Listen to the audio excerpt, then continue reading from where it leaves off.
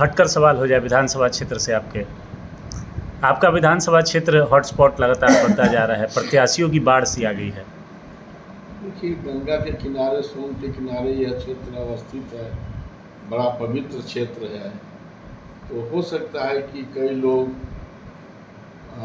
वहाँ एक संगम भी है, तो कई लोग यदि उसमें स्नान करना चाहें तो उसमें हमारा क्या दोष? स्नान करने के लिए इच्छा है।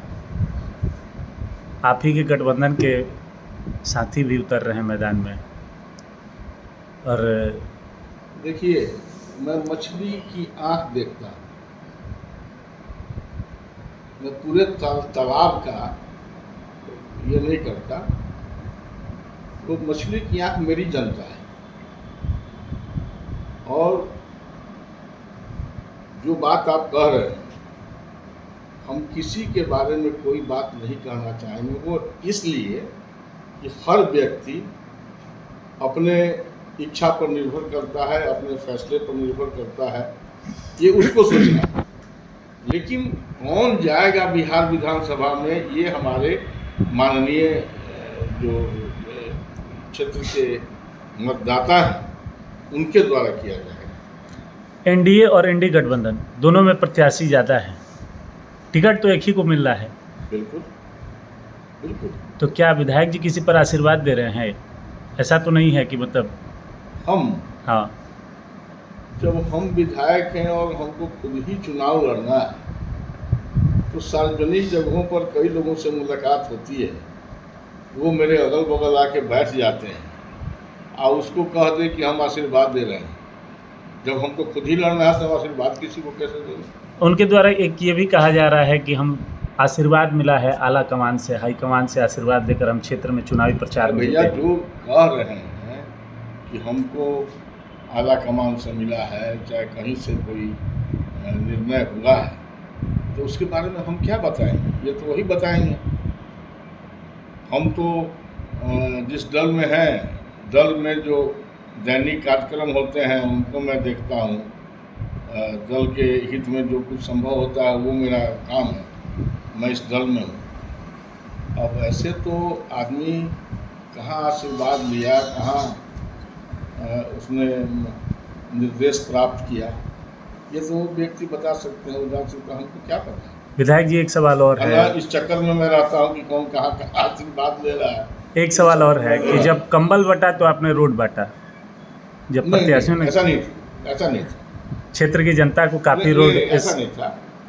देखिए, हमारा क्षेत्र जो है वो सोन और गंगा के किनारे, कई जटिलताओं से हम जूझते रहते हैं। कभी बाढ़ से जूझते हैं, कभी अग्नि ऐसी की घटनाएं हो जाती हैं, उससे जूझते हैं, कई चीज़ों से जूझते हैं। सड़क की बात, हम सड़कों का निर्माण करवाया, काफ़ी सड़कों का निर्माण हमने क्षेत्र में करवाया। आज आप जाते हैं बड़हरा ब्लॉक पर, तो आरा से लेकर के और बड़हरा ब्लॉक पर आपको पहुंचने में जो 10 मिनट का समय लगता है वो राघवेंद्र प्रताप सिंह का देन है। उसके अलावा सलेमपुर वाली सड़क देख लें, और कई चीज़ें हैं जो मैं कभी आप लोग मिलेंगे तो विस्तार से मैं बताऊँगा। तो मैं क्षेत्र के विकास में लगा रहता हूँ, और सड़कों का शिलान्यास चाहे उद्घाटन, अभी मैं आपको इतना ही बता देता हूँ कि लगभग 50-60 करोड़ से ज़्यादा की सड़कें हमारे यहाँ स्वीकृत हुई हैं मेरे विधानसभा। उसमें कई प्रमुख सड़कें हैं, जैसे कोइलवर से कुआं, बबुरा से बिंदगामा बांध, वो कनेक्टिविटी हमारी कोइलवर से लेकर के बबुरा तक बांध से हो जाएगी।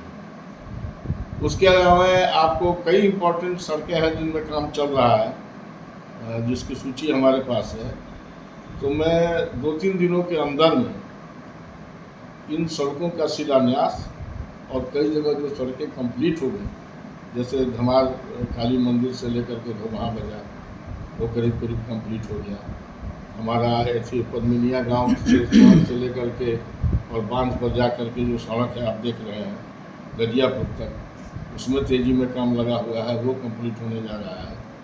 और एक सबसे इम्पोर्टेंट सड़क जो मैं आवश्यक समझता हूँ इधर देखिए, जो सुनना चाहते हैं तो सुनिए।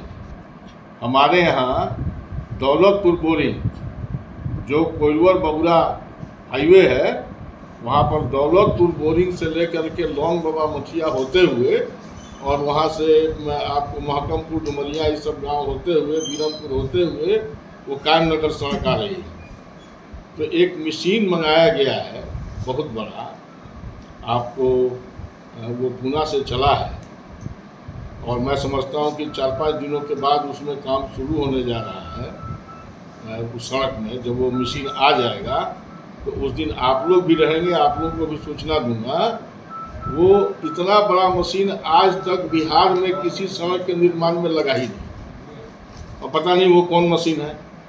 उसको इसलिए मंगवाया जा रहा है कि वो सड़क सबसे खराब स्थिति में, लौंग बाबा मठिया तक कम से कम जरूर, और लोग काफ़ी आक्रोशित हैं इस सड़क के नहीं निर्माण होने से।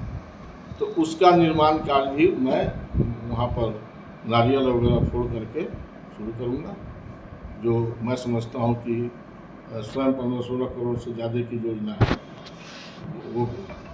इस तरीके से सड़कों का निर्माण करना, कोई क्या कहता है, अब तो यहाँ बिजली का जो पोल है वो त्राहिमाम बोल रहा है, पोस्टर और एथी जो उस पर लोगों का एथी जो लटकाया जा रहा है।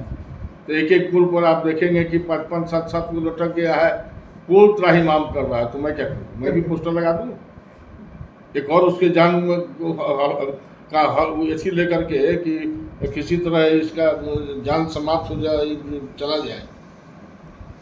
ये क्या हो रहा है, लोगों की इच्छा। हमको इन सबसे कोई मतलब नहीं है। आप लोग जब आते हैं तो हमारे घर की स्थिति देखते हैं, स्वयं देखते हैं। और रह गई बात चुनाव लड़ने की, इसका फैसला दल को करना है। और भारतीय जनता पार्टी एकमात्र ऐसा दल है जो सारी चीज़ों को देख करके और टिकट देने का फैसला लेता है। और बड़ा मैं समझता हूँ, मेरी जहाँ तक समझ है, कि पार्टी बहुत ही मजबूती के साथ सोच समझ के तब किसी व्यक्ति के बारे में फैसला लेता है। सारी चीज़ों को तौल करके, देख करके, जानकारी ले करके और दल फैसला करता है। तो देखिए क्या होता है।